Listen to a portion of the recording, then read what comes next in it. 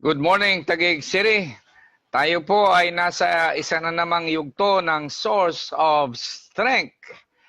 At ang kalakasan po ay tanging sa Panginoong Hesus lamang natin lubos na masusumpungan.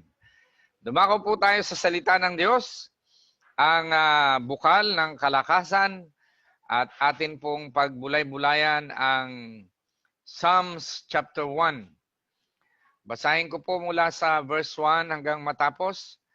Blessed is the man who walks not in the counsel of the ungodly, nor stand in the paths of sinners, nor sits in the seat of the scornful, but his delight is in the law of the Lord, and in his law he meditates day and night.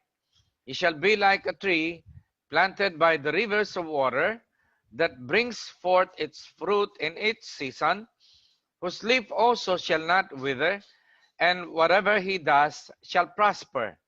The ungodly are not so, but are like the chaff which the wind drives away. Therefore, the ungodly shall not stand in the judgment, nor sinners in the congregation of the righteous. For the Lord knows the way of the righteous, but the way of the ungodly shall perish. So may dalawang uri ng tao po na pinag-uusapan dito, yung righteous o matuwid at yung ungodly o ang ibang tawag po ay sinners,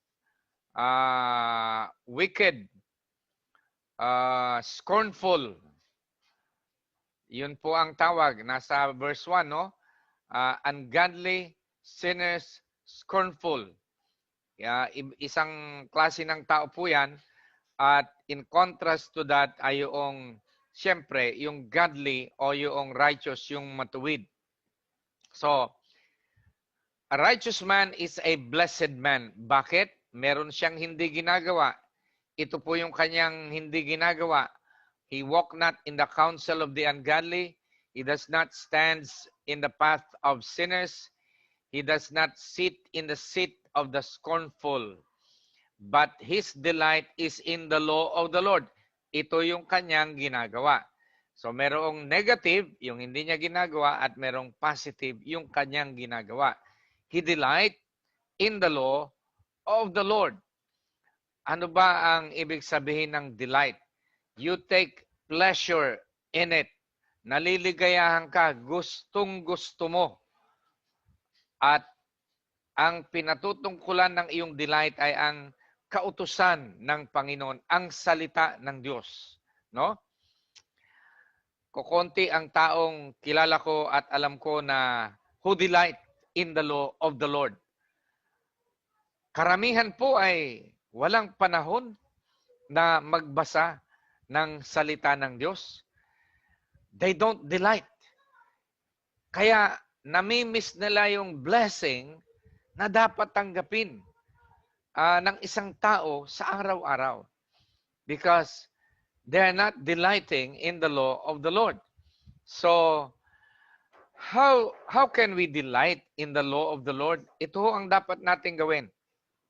Meditate on it day and night. Ang last time, ang sinasabi kong uri ng meditation po dito is you fill your mind with the Word of God. Hindi ito yung meditation na binablangko mo ang iyong kaisipan, which is dangerous, no? In Christian meditation, we think of the Word of God. You take a portion of the Word at pinagbubulay-bulayan mo, ninanamnam mo, iniisip mo ang salita ng Diyos.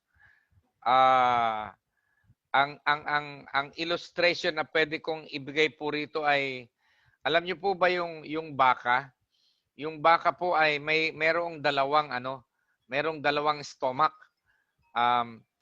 Una-muna, siya ay kumakain ng damo at yun ay inilalagay niya sa kanyang first stomach.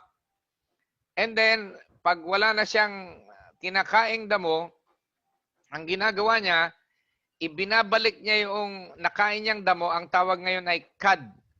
Cud na ang tawag doon.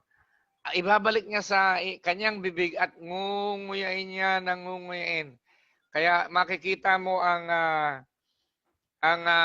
baka, kahit wala na siya sa pastulan o sa damuhan, ay ngumunguya pa rin.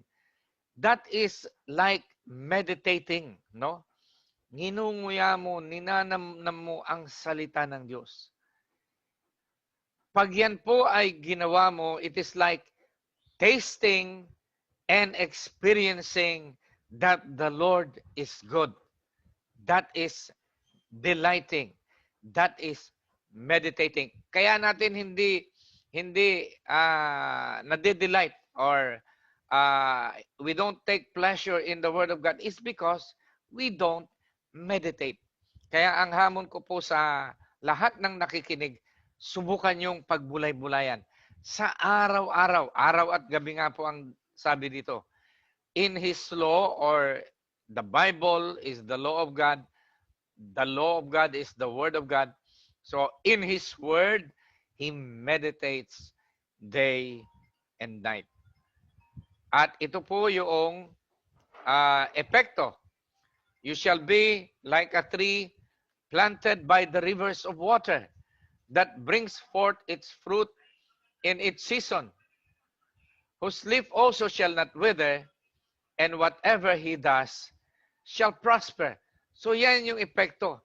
Ito po yung nami-miss natin, being like a tree planted by the rivers of waters that brings forth its fruit in its season, namumunga sa tamang panahon, hindi natutuyo, at anuman ang gawin ay nagtatagumpay.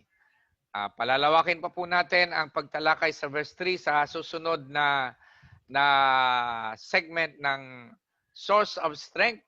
For now ay binigyang diin ko lang muna sa inyo ang verse 2. Delight in the law of the Lord by meditating on it day and night. Develop that habit. Make that habit and see what wonderful effect and blessing will come to you as you delight in the law of the Lord. Tayo po ay manalangin. Maraming salamat po, Diyos, sa iyong salita na pinagbulay-bulayan namin ngayon, Panginoon. At maging halimbawa po ito, how we can meditate the Word of God at magkaroon ng interes ang nakikinig maging sa oras na ito na tanggapin ang hamon na isipin, basahin, pagbulay-bulayan ang salita ng Diyos at maranasan nila ang iyong kagandahang loob, ang biyaya mo, ang masaganang pagpapala mo, ang kapayapaan mo. Walang katulad na pagpapala, Panginoon, na bubuksan mo sa taong magme-meditate day and night sa iyong salita. Hayaan mo na ito ay maging habit ng bawat isa at ang kapangyarihan mo ay maranasan. Ang kapayapaan mo, ang kalakasan mo ay dumating sa puso ng bawat gagawa nito. Salamat po, Panginoon, sa aming lungsod, Taguig City, na ipinagkaloob mo sa amin. Tinataas namin sa iyo at hinihingi namin, O Diyos, ang patuloy na pagpapala mo sa aming lungsod. Sa pangunguna po ng aming buting Mayor Lino Cayetano, pagpalain mo ang aming mayor, kasama ang aming Vice Mayor Ading Cruz, mga konsehal, ang aming mga barangay captains, lahat ng lingkod bayan, ang aming mga kapulisan, Panginoon, na nagpapanatili ng kaayusan at kapayapaan ng aming lungsod. Maghari ka sa Taguig, Panginoon, at ang kalooban mo ang siyang mangyari sa aming lungsod. Patuloy mo ring pagpalain ang buong Pilipinas sa pangunguna ni Presidente Roa Duterte, ang aming mga lawmakers, special mention si Congressman Alan Peter Cayetano, Congresswoman Lani, and Senator Pia, O God. Bless us, O God, even as we declare Jesus is Lord over the Philippines, Jesus is Lord over Taguig City. This we pray in Jesus' name. Amen. Taguig City, tayo po ay pinagpala ng Diyos. Amen.